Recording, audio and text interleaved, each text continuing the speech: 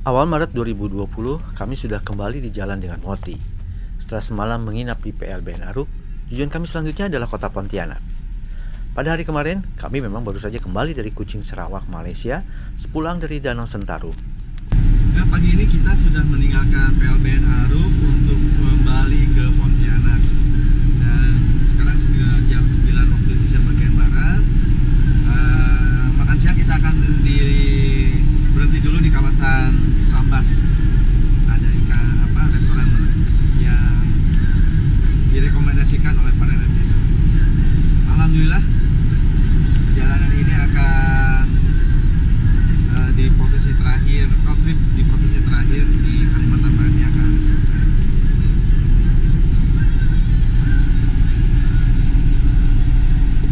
Pagi itu, jalanan masih sangat sepi. Hujan baru turun. Perjalanan ke Pontianak diperkirakan 2 hari. Kami akan kembali menginap di kota Singkawang. Perjalanan hari ini memang sangat memorable, sebab ini tidak hanya akan menjadi perjalanan terakhir kami di Pulau Kalimantan, tapi juga perjalanan terakhir road trip kami dengan menggunakan Moti. Singkat cerita, kami sudah berada kembali di Pontianak. Di sela-sela menunggu rencana kepulangan kami ke Jakarta, kami diajak netizen Om Yendi untuk mengeksplorasi wisata di Pontianak. Wisata ini adalah wisata Kapuas Cruise, yaitu menyusuri Sungai Kapuas dengan menggunakan kapal pesiar.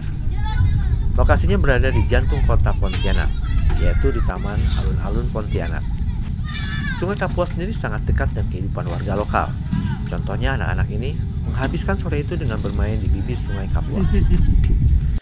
Nah, ini adalah Tugu Katulistiwa. Tugu ini menjadi penanda bahwa Pontianak berada di tepat garis ekuator bumi. Ini tugu baru, sementara yang lama berada di seberang Sungai Kapuas. Selain Pontianak, kami juga pernah melintasi garis ekuator di Sumatera dan Sulawesi. Pelabuhan Kapuas Cruise bersebelahan dengan pelabuhan feri. Kami harus menunggu karena kapal cruise belum datang. Alun-alun Pontianak konon baru saja dibenahi agar tidak kembali kumuh. Tempat usaha para pedagang tidak boleh berada di area darat, tetapi di sungai. Konsep ini belum pernah ditemui di daerah lain. Uniknya, pedagang bisa memindahkan warungnya ke tempat lain jika diperlukan. Walaupun sudah punya 2 jembatan yang menghubungkan bagian utara dan selatan kota Pontianak, moda transportasi feri ternyata masih diminati warga Pontianak untuk menyeberangi Sungai Kapuas. Perjalanan via air ini ditempuh sekitar 15 menit. Isinya sebagian besar adalah kendaraan.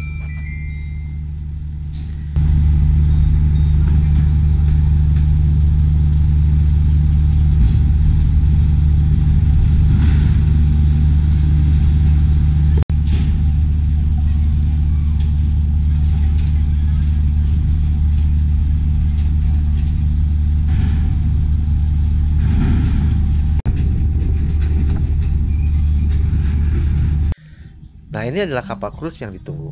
Bentuknya sangat bagus dan meriah, penuh dekorasi dan hiasan.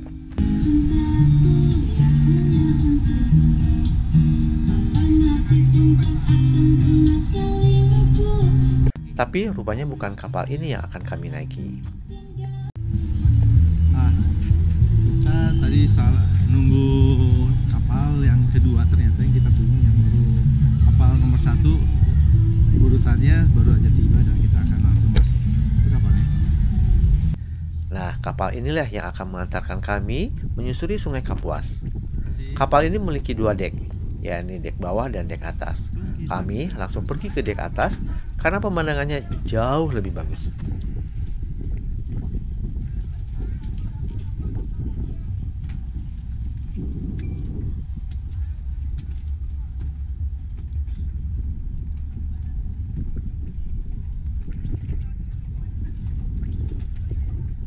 Daya tampung di dek atas bisa mencapai 60 penumpang.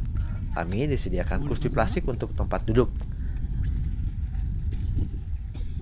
Kami dikenai biaya sebesar Rp15.000 per orang. Yoi. Oh ya, kita diajak oleh Pak Yendi kembali. Itu Pak Yendi. Halo. Yang kita ketemu di Singkawang, sekarang Andri lagi kebetulan di Pontianak. Dan mengusulkan river cruise ini. Sebelum kapal bergerak, petugas kantin kapal menyebarkan menu makanan. Sebagian besar berupa cemilan seperti mie instan, nugget, serta minuman ringan. Saya belum mau, masih tadi ini. Berarti minum es aja gitu ya? Itu Sabia mau pesan minum.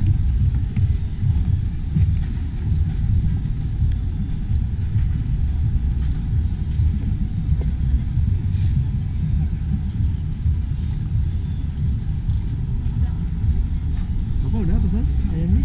Silakan. Energennya? Dek, energen satu ya? Panas ya? Tuh.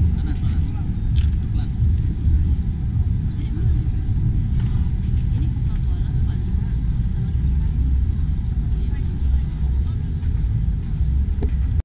Hari itu, awal Maret 2020, AMU sudah menggunakan masker.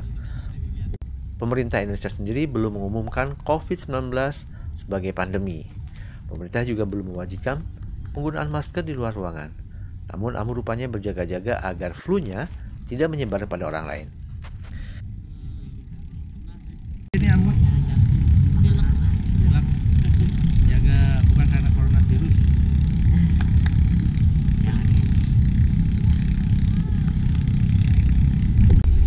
Sekarang kita mau ke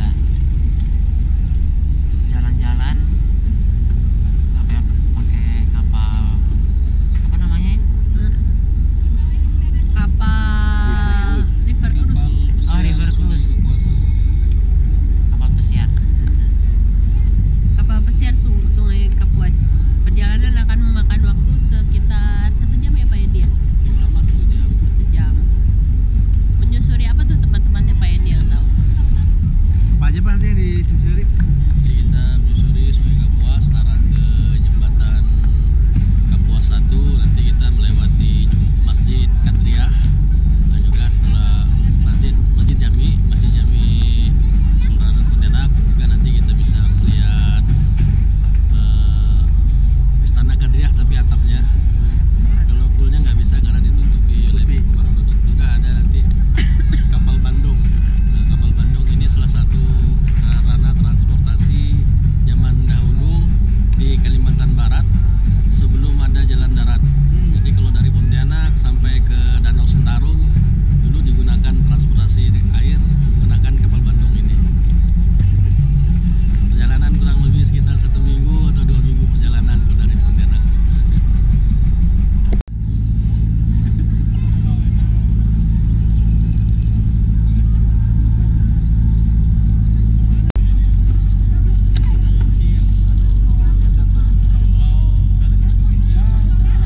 Nah, ini dia bentuk dari kapal Bandung. Kapal inilah yang akan membawa penumpang dan barang menyusuri Sungai Kapuas hingga ke hulunya. Seperti dikatakan Pak Yandi, perjalanan Pontianak hingga Danau Sentarum atau Putu Sibahu dapat ditempuh selama 1 hingga 2 minggu. Itu sebabnya bentuk dari kapal Bandung ini sendiri sudah seperti rumah terapung.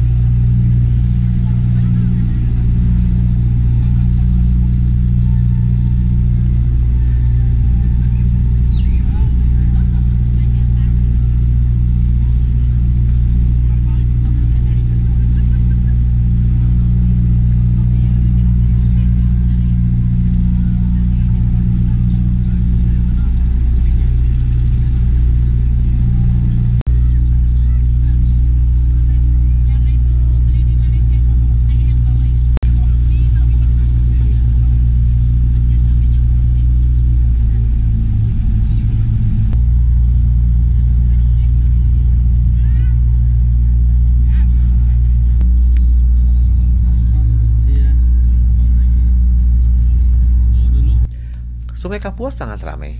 Sungai ini menjadi sarana transportasi barang dan jasa yang sangat vital di Kalimantan Barat. Udah tinggi. Biasanya dia tuh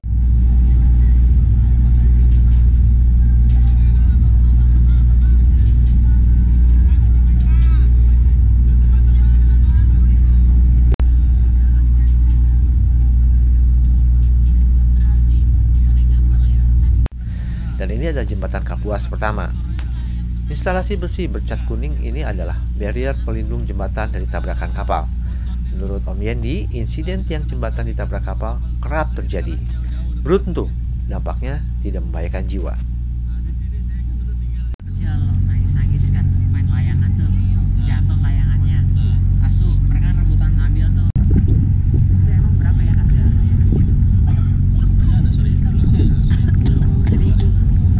Sesampainya di jembatan Kapuas 2, kapal kemudian balik arah untuk kembali ke alun-alun Pontianak.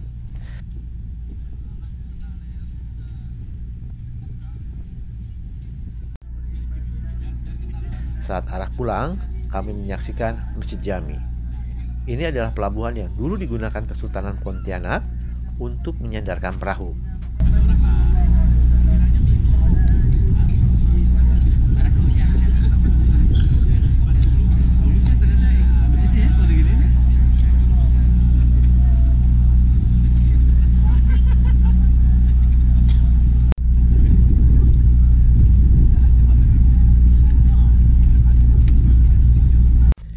Menjelang maghrib, perjalanan kru selesai. Esok pagi kami akan ke Pelabuhan Pontianak untuk mengirimkan Moti ke Jakarta.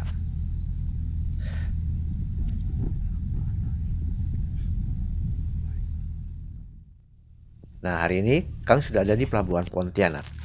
Petugas jasa pengiriman kendaraan sedang memeriksa kondisi Moti. Jika tidak ada halangan, Moti akan tiba di Jakarta 3 hari ke depan.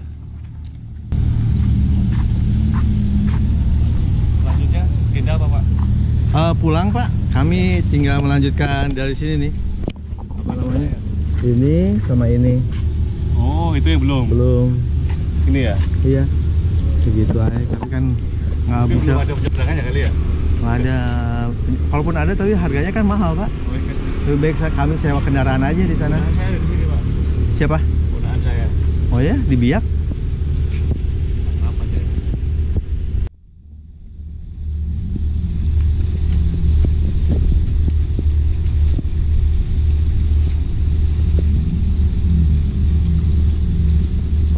Ini unitnya emang dipesan. Pemeriksaan dilanjutkan ke dalam mobil. Seluruh barang dicatat. Ini berguna ketika Moti akan diserah terimakan di Jakarta nanti. Kami dapat mengajukan keluhan jika ada barang yang hilang. Kayak rumah soalnya. Itu 2, 3, 4, 5, 6. Setelah pemeriksaan usai, saya tinggal menandatangani berita acara penyerahan kendaraan. Oh iya, sepeda belum ya? Belum ngasih apa? Tapi soal nggak ada masalah Pak. Oke. Pada 10 Maret tahun 2020, kami sudah tiba di Bandara Supadio Pontianak. Siang itu kami akan pulang ke Jakarta dengan pesawat terbang. Bisa saya biaskan amo kakak? Sini sini kak.